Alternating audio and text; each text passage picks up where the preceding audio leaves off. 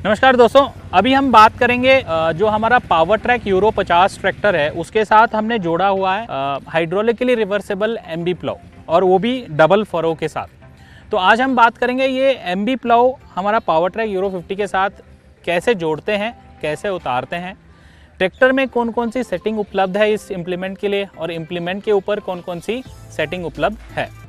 तो पहले हम जानेंगे इस उपकरण को जो हम आपके सामने पेश कर रहे हैं, इसके काम क्या है, इसके फायदे क्या हैं। तो ये जो एमबी प्लाउ, इसके नाम में ही इसका काम है एमबी, मतलब मोल्ड बोर्ड प्लाउ।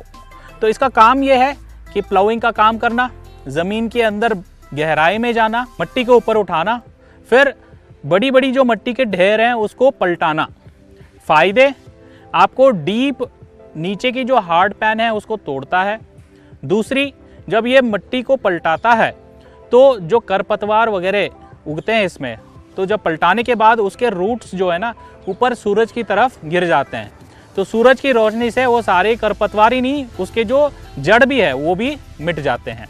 तो अगली बार जब आप इसमें रोटोवेटर या कल्टीवेटर चलाते हो तो आपकी सीड बेड प्रिपेयर हो जाती है। कहा जाता है कि ये उपकरण हर 2 साल में एक बार आपको चलानी है, जिससे क्या है, नीचे की जो हार्ड पैन है उसको तोड़ती है।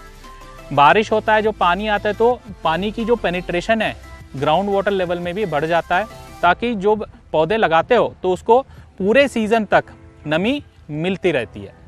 तो आइए इस उपकरण को कैसे जोड़ते हैं उसके बारे में चर्चा कर लें। पहले जब आप उपकरण को जोड़ते हो तो लेफ्ट वाली लोअर लिंक यहाँ पे जोड़ते हो, फिर राइट वाली लोअर लिंक उस तरफ जोड़ते हो, फिर टॉप लिंक जोड़ते हो। तो आप सोच सकते हो कि लेफ्ट वाली क्यों लगाओ, राइट क्यों नहीं। लेफ्ट वाली क्यों पहले जोड़ते हैं, क्योंकि लेफ्ट में जो ये लेवलिंग रॉड होती है, लिफ्ट रॉड, इसमें एडजस्टमेंट होती नहीं है। तो पहला वाला जो पिन है आप आसानी से लगा लेते हो। तो राइट साइड वाली जो लोअर लिंक है वो दूसरी हम बाद में जोड़ेंगे, क्योंकि इसके अंदर जो ये लेवलिंग रॉड मिलती है, इससे क्या है, अगर आपको यहाँ पिन लगाते टाइम ये लोअर लिंक को ऊपर नीचे करनी पड़ी तो आसानी से आप करके जोड़ सकते हो। और आखिर में आप ये टॉप लिंक पिन के साथ जोड़ोगे। ध्यान रहे, जब आप टॉप लिंक जोड़ोगे तो इसमें जो कंपनी से जो मिलती है टॉप लिंक की पिन, जो कैटेगरी 2 की पिन मिलती है यूरो 50 में, वही पिन डालें। अगर आपने पतला पिन या बोल्ट वगैरह डाल दिए तो उसमें प्ले आ सकता है। तो प्ले आने से क्या है, आपकी हाइड्रोलिक सेंसिंग ट्रैक्टर की ठीक से काम नहीं करेगी। तो जोड़ तो लिया, अभी काम होने के बाद उतारोगे कैसे? बहुत सिंपल है। पहले आप टॉप लिंक खोलोगे, फिर राइट साइड लोअर लिंक और लेफ्ट वाला लोअर लिंक, ठीक उल्टा जैसे आपने जोड़ा था। क्यों?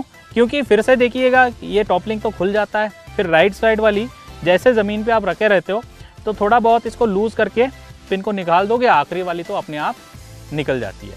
तो दोस्तों अभी बात करेंगे इस उपकरण में और ट्रैक्टर में सेटिंग कौन कौन सी है। तो पहले देखिए, जो मेन सेटिंग ट्रैक्टर की तरफ आप देखोगे तो वो है टॉप लिंक सेटिंग। तो टॉप लिंक सेटिंग जब आप इसको टाइट करोगे तो क्या होगा, आगे वाली जो फरो है वो नीचे की तरफ जाएंगी और पीछे वाली फरो जो है ऊपर की तरफ जाएंगी। तो इसकी जो सक एंगल होती है, यहाँ देख सकते हो, नीचे देखिए, ये बार पॉइंट की जो सक एंगल होती है वो नीचे की तरफ जाएगी, मतलब पेनिट्रेशन लेवल बढ़ा सकते हो आप। वही चीज़ अगर आप इस टॉप लिंक को खोलने लगोगे तो क्या होगा, ये वाली फरो थोड़ी ऊपर आएगी और वो फरो नीचे जाएगी। तो ज़मीन के हिसाब से, मट्टी के हिसाब से, जैसे आपकी ज़रूरत होगी वैसे आप इसकी सेटिंग टॉप लिंक से कर सकते हो। उसी प्रकार राइट साइड में एक आपकी लेवलिंग रॉड है, क्योंकि ये हाइड्रोलिकली रिवर्सेबल प्लाउ है। आपको ध्यान ये रखना है जब जोड़ने के बाद ये लोअर लिंक दोनों ही हॉरिजॉन्टल लेवल में रहे, एक तरफ उठा हुआ एक तरफ नीचे नहीं होनी चाहिए, दोनों एक ही समान होना बहुत ज़रूरी है। उसी प्रकार से जब ये टॉप लिंक आप जोड़ते हो तो एक तरफ ये उठी रहनी चाहिए इम्प्लीमेंट की तरफ, और ट्रैक्टर की तरफ नीचे की तरफ होनी चाहिए। इससे होगा क्या, जब आप उपकरण लेके ज़मीन में जाते हो खेती में, तो उपकरण नीचे जाती है तो ऑटोमेटिकली इसकी जो मास्ट हाइट है वो नीचे आ जाती है। तो नीचे आने में आपको ध्यान रखना है कि ये जो टॉप लिंक की लेवल है वो हॉरिजॉन्टल रहे या थोड़ी सी उपकरण की तरफ उठी रहे तो भी चल जाएगा। क्यों? जब ये उठी रहे या हॉरिजॉन्टल रहे तो हाइड्रोलिक सेंसिंग बहुत सही होती रहेगी। ज़्यादा भी उठ के रहे तो भी सेंसिंग में दिक्कत होगी, या हॉरिजॉन्टल लेवल से भी नीचे भी गई तो सेंसिंग में दिक्कत हो सकती है। तो सेंसिंग में दिक्कत हो गई मतलब व्हील स्लिपेज, आरपीएम ड्रॉपेज और डीजल की खपत ज़्यादा। तो ये ध्यान रहे दोस्तों कि मास्ट हाइट जो है हमेशा ट्रैक्टर की जो पॉइंट है उससे थोड़ी सी ऊपर होना बहुत ज़रूरी है। तो दोस्तों इसमें जो तीसरी सेटिंग है वो ट्रैक्टर की तरफ से वो है इसकी जो स्टे बार की सेटिंग, उस स्टे बार की सेटिंग का ये है, ये देख सकते हो आप स्टे बार, और इस स्टे बार के अंदर हम ये पिन देते हैं ताकि आप कितना इसमें स्विंग रखना चाहते हैं। स्विंग का मतलब है जो उपकरण है, जो ट्रैक्टर की तरफ से ये जो झूला होती है, ये कितना झूल सकता है। तो इंडस्ट्री स्टैंडर्ड के हिसाब से कहा जाता है कि इसमें आप 2 से 2.5 इंच तक स्विंग रखना चाहिए। उससे भी कम हो गया, 1 इंच से भी कम हो गया तो क्या होगा, पूरी जगड़ लेगी और इम्प्लीमेंट में डेप्थ आपको पूरी नहीं मिलेगी। या आपने ज़्यादा स्विंग रख दिया तो दिक्कत क्या होगी, ये जो लोअर लिंक है ये आके टायर को टकराएगी और टायर को नुकसान पहुंचा सकती है। तो इसलिए दोस्तों याद रखें, जब ये इम्प्लीमेंट आप लगाते हो तो इसकी स्विंग की सेटिंग सही होना बहुत ज़रूरी है। कैसे चेक करोगे, इम्प्लीमेंट को उठाया और इधर से इम्प्लीमेंट को धक्का दिया तो वो स्विंग दिखाई देगी। तो आइए दिखाएंगे ये स्विंग होती कैसी है। ये देख सकते हो आप, ये जो स्विंग दिखाई दे रही है आपको यहाँ पर, तो ये 2 से 2.5 इंच तक है, इतना स्विंग ज़रूरी है। दोस्तों अभी देखिए, जो ये उपकरण की जानकारी मैं देना चाहूँगा, जैसे कि मैंने पहले ही बताया, ये 2 बॉटम वाला हाइड्रोलिकली रिवर्सेबल प्लाऊ है। इसके अंदर जो मुख्य पार्ट्स कौन कौन से हैं, क्योंकि ये हाइड्रोलिकली रिवर्सेबल प्लाऊ है तो इसमें आपको एक हाइड्रोलिक सिलेंडर मिलती है, 2 पाइपलाइन कनेक्शन मिलते हैं, जो हाइड्रोलिक में एक प्रेशर वाली पाइप में, एक डंप वाली लाइन में लगाई हुई है इस उपकरण के लिए। और ये जो बीच में इसकी जो सॉलिड जो फ्रेम देख रहे हो, ये मेन फ्रेम है जो चारों जो फरो है उसको जोड़ के रखने में मददगार होता है।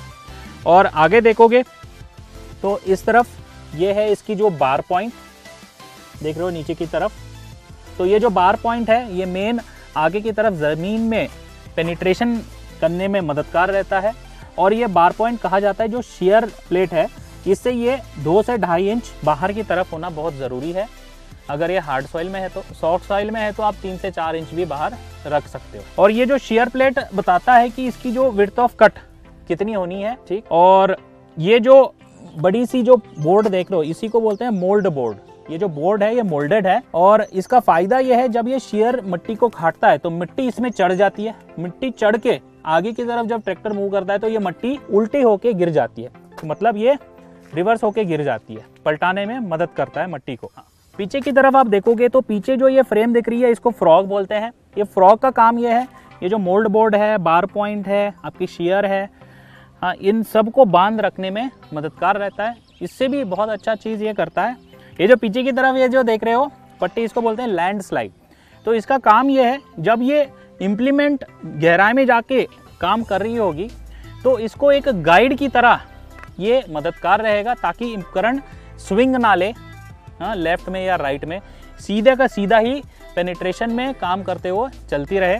और दूसरी, जब ये साइड ड्राफ्ट वगैरह आता है तो उसको ये अवॉइड करने में मददगार रहता है। इसमें उपकरण में एक और सेटिंग उपलब्ध है, ये देख सकते हो, यहाँ पर एक बोल्ट लगाई गई, यहाँ पे एक बोल्ट लगाई गई। तो ये इसका फायदा ये है कि आपने टॉप लिंक से तो आगे की फरो को थोड़ा नीचे की तरफ सक एंगल में लगा दी ताकि आगे की जो फरो है पेनिट्रेशन बढ़ गई।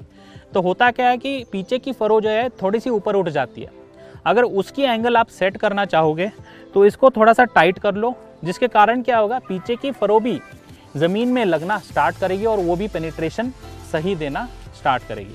तो इस तरफ भी सेटिंग उपलब्ध है, मगर जब आप इस उपकरण को पूरी पलटा देते हो तो इस तरफ से भी इसकी पीछे की एडजस्टमेंट कर सकते हो। अभी आइए इस उपकरण को चलाते हुए कैसे ये रिवर्सिबली काम करता है उसको देखेंगे। अभी देखिए, इसकी जो एक्सटर्नल सर्किट लीवर है उसके मदद से इस उपकरण को पलटा रहे हैं और दूसरी बार पलटाएंगे तो ऑटोमेटिकली वो पलटा जाता है। दोस्तों अभी हमने जान लिया कि इस उपकरण को ट्रैक्टर के साथ कैसे जोड़ते हैं, कैसे उतारते हैं, ट्रैक्टर में कौन कौन सी सेटिंग है, उपकरण में कौन कौन सी सेटिंग है। अभी बात करेंगे इस उपकरण का फ़ायदा क्या है, स्पेशली जो रिवर्सेबल हाइड्रोलिक रिवर्सेबल प्लाऊ के फ़ायदे क्या हैं। पहला फ़ायदा तो आपको दिख रहा है कि ऊपर 2 आपको एक्स्ट्रा फरो मिल रहे हैं। ये एक्स्ट्रा फरो की जो वजन है ऑटोमेटिकली ये नीचे जो फरो जो ज़मीन में काम करेंगे उनके ऊपर एक्ट करेंगे, मतलब जो ज़मीन में जो पेनिट्रेशन लेवल है ये सबसे ज़्यादा रहेगा compare to non reversible plough. और दूसरी चीज़, ये रिवर्सेबल होने के कारण आप जब भी इसको जुताई करना स्टार्ट करते हो, एक स्पेशल मेथड है, उसका नाम है साइड बाय साइड मेथड। वो वाली मेथड इससे कर सकते हो जो नॉन रिवर्सेबल प्लाऊ में आप बिल्कुल ही नहीं कर सकते। उसमें या तो कास्टिंग या गैदरिंग कर सकते हो। इससे फ़ायदा ये है कि आप टाइम बचाओगे, एनर्जी बचाओगे और सबसे ज़्यादा डीजल की बचत भी इसमें होता है और कम समय में ज़्यादा काम और ज़्यादा कमाई आप रिवर्सेबल प्लाउ में ही कर सकते हो। एक और चीज़ दोस्तों मैं बताना चाहूँगा वो है, अगर आप नॉन रिवर्सेबल प्लाउ लेके चल रहे हो, कास्टिंग या गैदरिंग मेथड इस्तेमाल कर रहे हो, तो जब आप ओपनिंग लाइन करते हो तो उसके बाद क्या होता है, ये राइट वाली व्हील है वो उसके अंदर चलती है। तो पहला जब आप ओपनिंग लाइन करते हो तो एक डेड फरो बन जाता है, जो लाइन है वहाँ पर जुताई हुई नहीं रहती है और वो ऐसे ही रह जाता है। मगर रिवर्सेबल प्लाउ में आपको डेड फरो होती नहीं है, मतलब 100% कोने से कोने तक पूरी खेत जुताई होती है। तो इसका फ़ायदा यह है कि साइड बाय साइड का मेथड, कि एक किनारे से आप जुताई स्टार्ट करते हो और यू टर्न लेते हो वहीं करते हो, मतलब एक किनारे चालू किया और दूसरे किनारे आपकी पूरी जुताई एंड होती है। दोस्तों एक चीज़ मैं ज़रूर बताना चाहूँगा जो इम्प्लीमेंट की सेटिंग और ट्रैक्टर की सेटिंग में, वो है जब इतनी भारी उपकरण आप ट्रैक्टर के साथ चलाते हो तो एक चीज़ आपको ध्यान देना पड़ेगा, जब ये ज़मीन में जाके काम करेगी जहाँ बहुत ही हार्ड सॉइल है तो रेयर टायर में आपको वज़न बढ़ानी पड़ती है, नहीं तो टायर की स्लिप होने के संभावना ज़्यादा होते हैं। तो दो तरीके हैं जो आप रेयर टायर में वज़न बढ़ा सकते हो। एक तो है, उसको बोलते हैं ब्लास्टिंग। कास्ट आयरन की वेट मिलती है, वो पीछे आप बोल्ट निकाल के यहाँ जोड़ सकते हो, जिससे टायर में वेट ढल जाता है दोनों टायरों में, जिससे ट्रैक्शन बढ़ जाती है। तो उससे क्या होगा, व्हील स्लिप नहीं होता और जुताई सही तरीके से करेगा और टायर की नीयत भी बनी रहती है और डीजल कम खाता है। और दूसरा बहुत ही आसान तरीका है ब्लास्टिंग करने का, वो है वाटर ब्लास्टिंग। मतलब इस टायर के अंदर आप 75% तक पानी भरोगे और 25% तक इसमें हवा भरोगे, जिससे क्या है, वेट बढ़ जाता है और पानी आपको हर तरफ उपलब्ध होता है, तो आसानी से आप इसमें ब्लास्टिंग कर सकते हैं। आइए दोस्तों, वाटर ब्लास्टिंग कैसे करते हैं, इसकी प्रोसेस क्या है, इसमें क्या करना है क्या नहीं करना, उसके बारे में जानकारी आपको देना चाहेंगे। टायर में वाटर ब्लास्टिंग करने के लिए सबसे पहले ट्रैक्टर के रियर एक्सल पे जैक लगा के ट्रैक्टर को पूरा ऊपर उठाना होता है। ऊपर उठाने के बाद हम ट्रैक्टर के टायर से हवा को निकालते हैं। हवा निकालने से पहले सबसे ज़्यादा ज़रूरी चीज़ ये होती है, इस बात पे आपको ध्यान देना ज़्यादा ज़रूरी है कि वॉल बॉडी में चेकनट लगा होना चाहिए। अगर आपने चेकनट निकले हुए वॉल बॉडी से हवा निकाल दी तो आपकी वॉल बॉडी आपके टायर के अंदर जा सकती है और आपका पूरा का पूरा दिन बर्बाद हो सकता है। तो इस चीज़ को देखते हुए इसमें वॉल बॉडी लगी हो, उसके बाद फिर इसके वॉल को रिमूव कर लेते हैं, जिससे ट्रैक्टर के टायर से पूरी हवा निकल जाती है। टायर से हवा निकलने के बाद अब हम टायर में पानी भरते हैं। पानी भरने के लिए हम 3 तरीके का प्रयोग कर सकते हैं। सबसे पहले आपके घर में, जैसा कि लोकली देखा गया है कि सभी के घरों में बाल्टी होती है और पाइप्स होती है, तो आप बाल्टी में पानी भर के उसको पाइप के माध्यम से इस टायर में डाल सकते हैं। दूसरा मेथड होता है कि आप इसको नल से भी इसमें पानी भर सकते हैं और तीसरा है कि आप प्रेशर पाइप्स का यूज करके भी इसमें पानी भर सकते हैं। तो आइए सबसे पहले हम देखते हैं सबसे आसान सा मेथड, बाल्टी की पानी को हम टायर में कैसे डालते हैं। तो दोस्तों, बाल्टी में पानी भरने के बाद उसको पाइप के माध्यम से हम इस टायर में डालेंगे। जैसा कि आपको दिखने में आ रहा है कि इस ट्रैक्टर में पानी भरने के लिए सबसे पहले बाल्टी को हमने इसके बोनट के ऊपर रखा है। इसके बाद इस पाइप के माध्यम से हमने पाइप खींच के और अब इस पाइप को हम इस वॉल बॉडी के साथ में लगाते हैं। जैसा कि आप इसमें देख रहे हैं कि पानी का लेवल धीरे धीरे बाल्टी में कम होता जा रहा है, अर्थात ये पानी सीधे इस टायर के अंदर जाना स्टार्ट हो गया है। टायर में पूरा पानी भर जाने के बाद जब पानी इस वॉल बॉडी से बाहर आना शुरू हो जाए तो आप ये समझिए कि टायर में पूरा पानी भर गया है। जब ट्रैक्टर के टायर में पूरा पानी भर जाएगा उस समय पानी इस वॉल बॉडी से बाहर आना शुरू हो जाएगा। जैसा ही इस तरीके से हो तो आप ये समझ जाइए कि ट्रैक्टर के टायर में पूरा पानी भर गया है। अब आप पानी के कनेक्शन को यहाँ से निकाल दें और उसके बाद इस ट्रैक्टर के टायर को घड़ी की 12 बजे की सुई के हिसाब से अब आपको इसको 1 या 11 की पोजीशन पे रखना है, जिससे कि टायर में केवल 75% पानी होगा और 25% हवा भर ली जानी चाहिए। उसके लिए अब हम टायर को घुमा के 11 बजे या 1 बजे की पोजीशन पे रखेंगे। जब हम 11 बजे की पोजीशन पे रखते हैं उस समय हमारा जो ज़्यादा पानी होता है वो निकलना स्टार्ट हो जाता है। जैसा कि आप देख रहे हैं धीरे धीरे पानी का लेवल सही हो रहा है और एक ऐसा समय आएगा कि जो एक्सेस पानी होगा वो इस टायर से निकल जाएगा। 11 बजे की पोजीशन पे करने के बाद जब वॉल बॉडी से पानी आना बंद हो जाए तो आप ये समझिए कि इस टायर में 75% पानी केवल रह गया। उसके बाद आपको इस टायर को घुमा के फिर से 12 बजे की पोजीशन पे लेके जाना है, इस वॉल बॉडी में इस पार्ट्स को लगाना है और उसके बाद हम इसमें हवा भरेंगे। टायर में 75% पानी होने के बाद इसमें आपको 7 से 8 पाउंड तक की हवा भरनी है, जिसमें इस चीज़ को आप प्रेशर गेज से चेक भी कर सकते हैं कि 7 से 8 पाउंड ही हवा हो, और इससे ज़्यादा हवा आपको नहीं रखनी है, नहीं तो अननेसेसरी टायर पे प्रेशर आएगा और टायर की घिसावट ज़्यादा हो सकती है।